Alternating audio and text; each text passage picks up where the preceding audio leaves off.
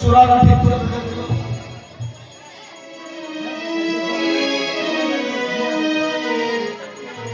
বসন বসন এখানে ঢিলে ঢালা ভাব হয়েছিল, সব ঠিকঠাক করে দিল। এইবার হলো কি,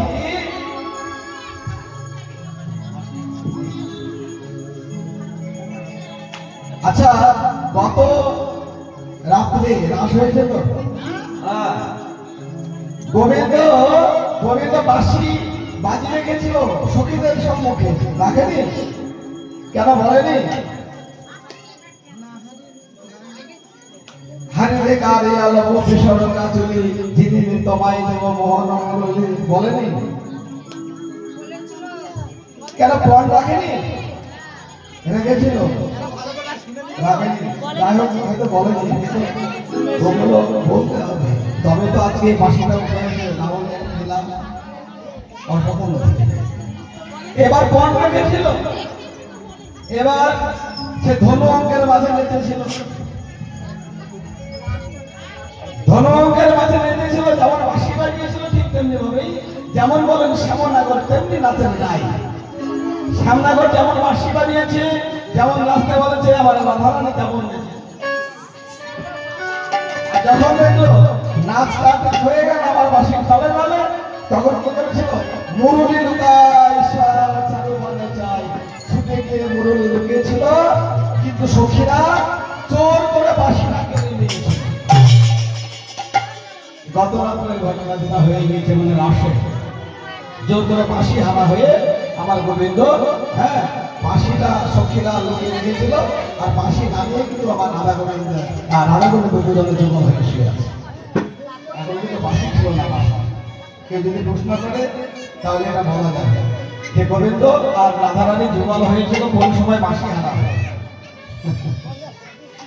এইবার সখীরা বলছে, এই রাধারানী তো সাজালো তার মধুকে হবে, কিন্তু তারা হাতে বাঁশি,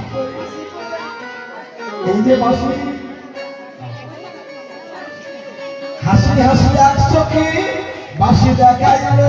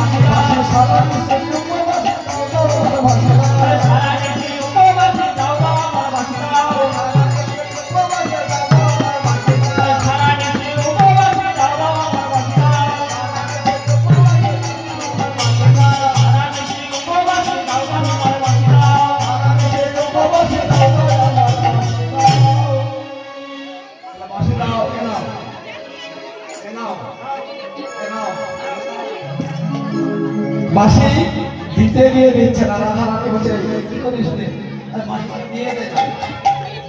রাধারানী বলছে, বাঁশিটা দিয়ে দে। কেন রে, তোরে দরদ লাগে? বলছি তোর প্রেমিকা, তাই না, দরদ লাগছে, তাই বাঁশিটা দিয়ে দিলে বলছিস? রাধারানী বলছে, ওই বাঁশিটা ছিল বলেই তো, বাঁশিটা ছিল বলেই তো বাঁশিটা ডেকেছিল, আর বাঁশির ডাক শুনে তবেই তো আমরা এসেছি এখানে, তাই বাঁশিটা দিয়ে দিই। বেশ, বাঁশিটা দাও। এবার সখীরা আমার গোবিন্দের হাতে সুন্দরভাবে বাঁশিটা তুলে দিল। এইবার আমার রাধারানী গোবিন্দকে সাজালো, বেশ খুব ভালো কথা। এবার গোবিন্দকে সাজানো হলো, এবার গোবিন্দ রাধারানীকে সাজাবে।